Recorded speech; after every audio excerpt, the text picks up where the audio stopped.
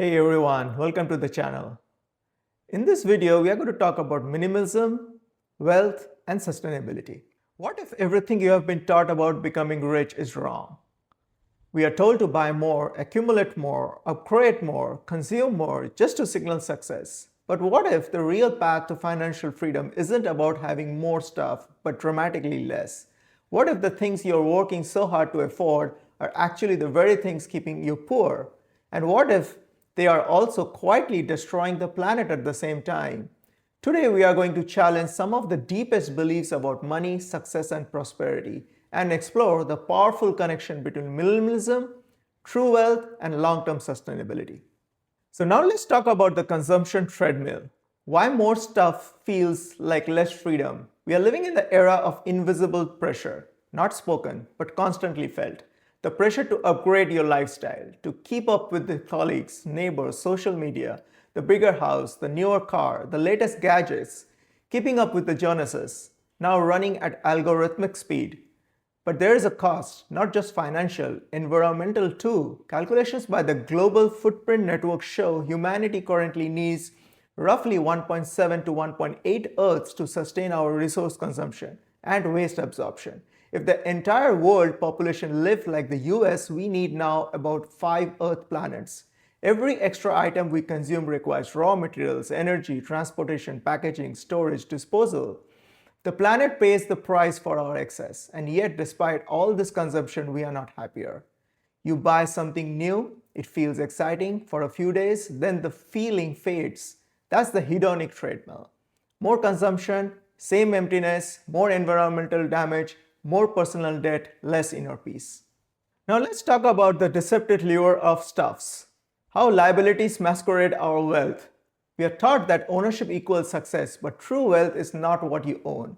It's what owns you. That luxury car is not wealth, it's depreciation, maintenance, insurance, stress. Most consumer purchases are financial liabilities and environmental liabilities at the same time. Minimalism begins with a simple question: is this purchase building my freedom or feeding a system of endless consumption? When millions of people begin asking this question, something powerful happens. Not only do personal finances improve, but society moves towards a more sustainable future. So is less more powerful? Minimalism is not deprivation. It is intentional living. It is choosing quality over quantity, longevity over disposability, meaning over appearance, freedom over excess. When you consume less, you waste less, you borrow less, you stress less, you pollute less, you start buying fewer things but better things. You repair instead of replace, you invest instead of consume. Financially, this increases your savings rate. Environmentally, this reduces your footprint. Psychologically, this increases your peace of mind. This is where minimalism becomes a solution not just for individuals, but potentially for the planet. But what about GDP and jobs? Here's the uncomfortable question. If everyone consumes less, does GDP slow down? Do businesses suffer? Do jobs disappear? Possibly. Then we must ask a deeper question. Is infinite economic growth more important than a livable planet? Is higher consumption more valuable than clean air, water, and mental peace? A minimalistic society does not mean no work. It means different work. More focus on education, healthcare, caregiving, creativity, technology that solves real problems, sustainable infrastructure, human connection, perhaps fewer people selling unnecessary things, more people building meaningful value. Maybe income levels could be lower, but expenses would also be lower, and quality of life could actually improve. So is marketing manipulating us? Why you're programmed to consume?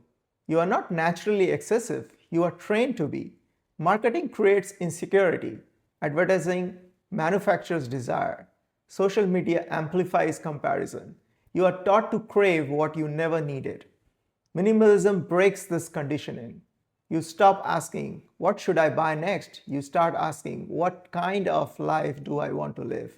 That shifts, changes everything. So what are the real world benefits? People who embrace minimalism often experience less financial anxiety, less clutter, less maintenance, less stress, and in return, they gain more time, more flexibility, more savings, more freedom, and more meaning.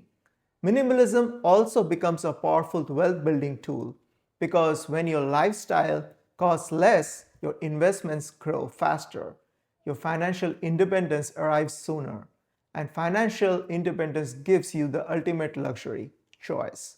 Choice to work on meaningful problems, choice to contribute to society, choice to live with purpose instead of pressure. Minimalism teaches us a new definition of prosperity: not accumulation, but alignment. A life where your finances are stable, your mind is peaceful, your impact on the world is thoughtful, your choices are intentional. It is not about owning nothing, it is about not letting possessions own you. It is not about rejecting comfort, it is about rejecting excess. And perhaps the future will not be saved by technology alone, but a collective shift in consciousness towards enoughness. So, in closing, maybe the path to a better future, financially and environmentally, is not more consumption, but more awareness, less noise, less clutter, less excess, more clarity, more freedom, more meaning. Thank you for watching.